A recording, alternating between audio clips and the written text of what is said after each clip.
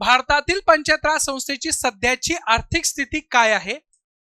Current related questions तुम्हाला might be विचारल्या जाऊ शकतात. करंट रिलेटेड असलेल्या प्रत्येक गोष्टीवर तुम्हाला बारकाईने लक्ष देणं फार गरजेचं आहे. भारतातील पंचायत राज संस्थेची सध्याची आर्थिक स्थिती काय आहे? शब्द काय आहे? आर्थिक स्थिती. कोणाची? ठीक आहे. महसूल निर्माण करण्यात येणाऱ्या अडचणीचे विश्लेषण करा, त्यांची आर्थिक स्वायत्ता मजबूत करण्यासाठी उपाययोजना करा. म्हणजे एका क्वेश्चन मध्ये किती क्वेश्चन सापडताय? 3 क्वेश्चन सापडले. पहिले तुम्हाला काय विश्लेषण करायचंय? आर्थिक स्थिती. दुसरं काय करायचंय? अडचणी. आणि तिसरं उपाययोजना. कळालं? क्वेश्चन तुम्ही इंग्लिश मध्ये वाचू शकता. क्वेश्चन काय इंग्लिश मध्ये? What is the present financial condition of a panchayat Raj institution in India? Analyze the hurdles Panchayat Raj institution face in the generating the internal revenue and the suggest the measures to strengthen their financial autonomy. परत locus focus बघूया आपण. Question लिहिला का?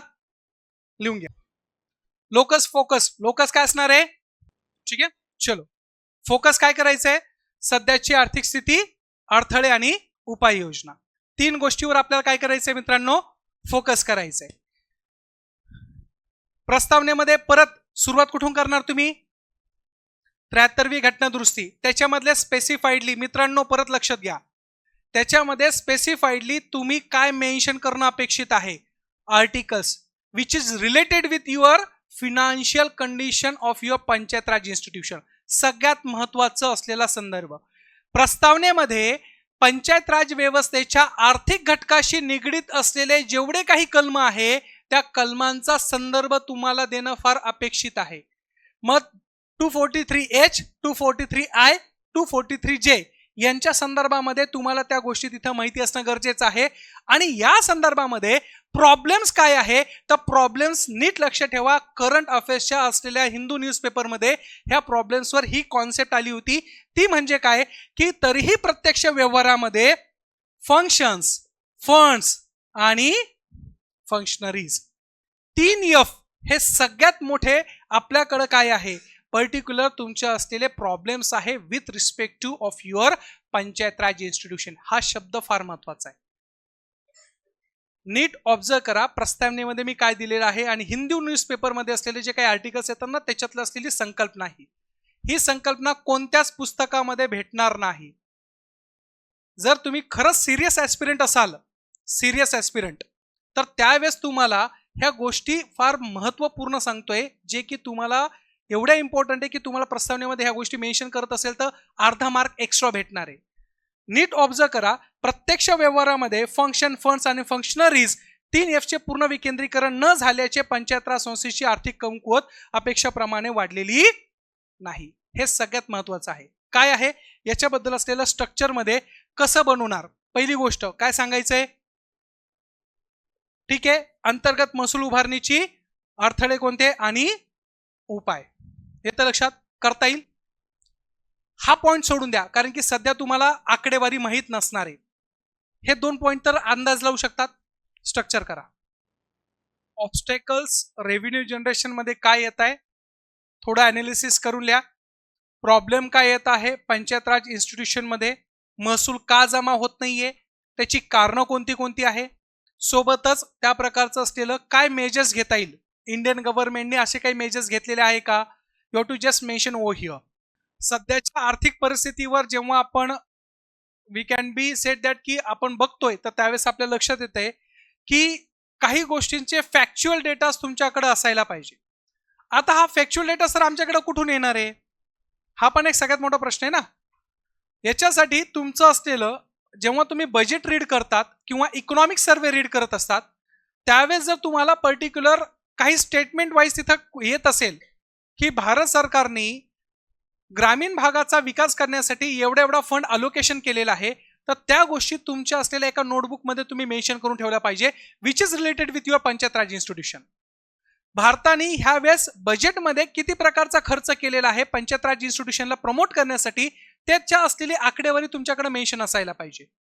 भारत सरकारने जर आर्थिक बळकटीसाठी जर कोणत्या स्वरूपामध्ये आता नवीन स्कीम आणली असेल की ज्याच्या माध्यमातून पंचायत राज व्यवस्था चांगल्या पद्धतीने वर्क करू शकते तर त्या सगळ्या गोष्टीमध्ये आपल्याकडं पर्टिक्युलर त्याचं असलेलं आन्सरमध्ये रिफ्लेक्शन आलंच पाहिजे. कारण की ह्या सगळ्या स्थिती तुम्हाला एक तर न्यूजपेपर रिडिंग मधून कळेल, किंवा दुसरी गोष्ट तुमचं असलेलं बजेट किंवा तुमचं असलेलं इकॉनॉमिक्स सर्वे, ह्या गोष्टीतूनच तुम्हाला कळणार आहे. हे तुम्हाला साधारण स्वरूपामध्ये पुस्तकामध्ये असं सापडणार नाहीये.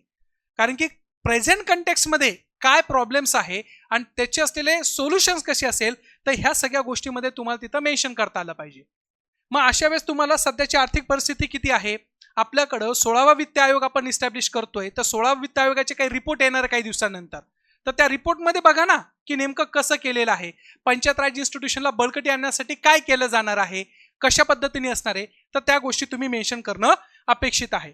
आता अडथळे काय निर्माण होत आहे, अडथळे कोणते कोणते निर्माण होत आहे आपल्याकडं रेव्हेन्यू जनरेशन्समध्ये. You have to just mention oh here. मग याच्यामध्ये काय आहे, करधार किंवा कायदेशीर असलेल्या मर्यादा. आपल्याकडे जसं तुम्हाला सांगितलेलं आहे की पर्टिक्युलर दिलेलीच नाही पॉवर. काय तुमच्याकडं पंचायत राज व्यवस्थेमध्ये ग्रामपंचायतीला पैसा कमवण्याचा अधिकार किती आहे, पाणीपट्टी, घरपट्टी, याच्या पलीकडे काहीच नाही ना. काय तुमच्याकडं यात्रा बित्रा भरत असेल तर त्याचा असलेला एखादा कर तुमच्याकडे, ते पण तुमच्याकडे प्रॉपरली नाहीये. तो पंचायत समितीला कधी कधी जमा करावा लागतो, कारण की पंचकृषीच्या असलेल्या हद्दीमध्ये येतो ना तो जत्रा किंवा यात्रा. मग ह्या सगळ्या गोष्टीमध्ये कायदेशीर स्वरूपामध्ये तुम्हाला तेवढ्या प्रकारचा असलेला अधिकार नाहीये. तुम्ही अडथळे सांगू शकतात. दुसरी गोष्ट काय सांगता येईल, प्रशासकीय क्षमता आणि पायाभूत मर्यादा, याचाही संदर्भ तुम्ही तिथं देऊ शकतात. आपल्याकडे तेवढी प्रॉपरली ज्या काही गोष्टी एक्झिक्यूट करायच्या त्या नाहीये. अनुदान आधारित मानसिकता, आपल्याकडे काही जरी झालं आपण वाट कसली बघतोय, अनुदान, सरकार आम्हाला काय देणार आहे, अनुदान आहे. महिला वर्गांचं संरक्षण करायचंय, महिला वर्गांचा किंवा शेतकऱ्यांचा विकास करायचा आहे, कोणाची वाट बघा, सेंट्रल गव्हर्नमेंटची. सेंट्रल गव्हर्नमेंट कायदा बनवेल, सेंट्रल गव्हर्नमेंट स्कीम बनवेल आणि महिलांचा किंवा गरीब शेतकऱ्यांचा असलेली कर्जमाफी केल्या जाईल. अनुदानावर आधारित असलेली मानसिकता आहे. आणि ह्या सगळ्या गोष्टीमध्ये आपल्याकडं कुठेतरी काय होत आहे, त्या प्रकारच्या असलेल्या प्रॉब्लेम्समुळे अडथळे निर्माण होत आहे. We are totally depend on the kind of state. तुमची जी मशिनरी आहे किंवा स्टेट जो फिनान्स कमिशन आहे, त्या स्टेट फिनान्स कमिशनवर आपण डिपेंड आहे. हे प्रॉब्लेम्स तुम्हाला तिथं काय झाले पाहिजे, अडथळे सांगता आले पाहिजे. आलं लक्षात. मग याला टॅकल कसं करणार, टॅकल करता वेळेस ओन सोर्सेस रेव्हेन्यू OSR वाढवणे, स्वतःचा महसूल कसा वाढवला जाईल त्या प्रकारचा बघायला पाहिजे. जसं की तुम्हाला सांगितलं ना पोपटराव पवार सरांचं उदाहरण. पोपटराव पवार सरांनी त्या स्वरूपाच्या बाबतीमध्ये स्वतः इथं रेव्हेन्यू जनरेट करण्यामध्ये प्रत्येक गोष्टींच्या नवीन इनिशिएटिव्ह घेतलेले आहे. आज they are not totally depend on the state government किंवा तुमच्या पंचायत समिती जिल्हा परिषदवर ते डिपेंडच राहत नाहीये. एवढं इफेक्टिव्हली वर्क करता येईल का, स्वतःचा रेव्हेन्यू त्यांनी जनरेट करण्याची कॅपॅसिटी वाढवलेली आहे. स्थिर अनुमान्य वित्तीय हस्तांतरण, जर तुम्हाला ह्या सगळ्या गोष्टी टॅकल करायच्या असेल तर फिक्स करा की स्टेट गव्हर्नमेंट जिल्हा परिषदला किती पैसे देईल, जिल्हा परिषद किती पैसे खाली पाठवणार आहे, फिक्स करा. तर त्यांना त्या स्वरूपाच्या बाबतीमध्ये प्रॉपरली एक्झिक्यूट करता येईल. जसं की फॉर एक्झाम्पल आपल्याकडं फिनान्स कमिशन आहे अंडर आर्टिकल 280 मध्ये, आपल्याकडं 41% डिव्होल्युशन होतं. किती पर्सेंटचं, 41%. हे फिक्स आहे की नाही. मग अशाच प्रकारचा जर फिक्स तुम्ही जर स्टेट गव्हर्नमेंटने सांगितलं की पंचायत राज इन्स्टिट्यूशनला एवढं फिक्स प्रमाणामध्ये 12%, 15%, 20%, 50%, what ever it may be, जर तुम्ही ते प्रॉपरली त्यांना देत असेल तर त्यांना फिक्स इन्कम क्रिएट होतं. आणि फिक्स इन्कम क्रिएट झालं की त्यांच्या असलेल्या फिनान्शियली अडचणी दूर होऊ शकतात. हा पण तिथं मुद्दा मांडणं अपेक्षित होतं. क्षमता वृद्धित व्यावसायिक स्वरूपातली काय झाली पाहिजे, व्यवस्थापन तिथं झालं पाहिजे. आणि सोबतच उत्तरदायित्व आणि पारदर्शकता, ह्या सगळ्या गोष्टीच्या माध्यमातून जर तुम्ही हे केलं तर तुम्हाला वाटत नाही की कोणत्या प्रकारच्या अडचणी निर्माण होणार आहे. कळतं हे. आता ह्या स्वरूपाच्या बाबतीमध्ये शेवटचा घटक तो म्हणजे काय, निष्कर्ष. निष्कर्षामध्ये आपण असंही मांडू शकतो की भारतामध्ये 73वी आणि 74वी घटना दुरुस्तीच्या माध्यमातून भारत सरकारने बऱ्यापैकी कामं केलेली आहे. पण तरीही अजूनही आपल्याकडं आर्थिक स्वायत्तेच्या आधारे आपण वर्गीकृत करत जरी असेल तरीही त्याचा असलेला उपयोग अजून भारतामध्ये पंचायत राज व्यवस्थेला झालेला दिसून येत नाही. अजूनही आर्थिक बिकट परिस्थितीमधून पंचायत राज व्यवस्था जाताना दिसतीये. लवकरात लवकर भारत शासनाने विविध प्रकारच्या स्कीम, विविध प्रकारच्या असलेल्या योजनांचा वापर करून ह्या सगळ्या गोष्टींची असलेली उपाययोजना करू शकतो. कळालं हे. अशा पद्धतीचं असलेलं एक आपण म्हणू शकतो की स्ट्रक्चराइज असलेल्या गोष्टीवर तुम्हाला चर्चा करता आली पाहिजे. ठीक आहे, इथपर्यंत थांबायचं.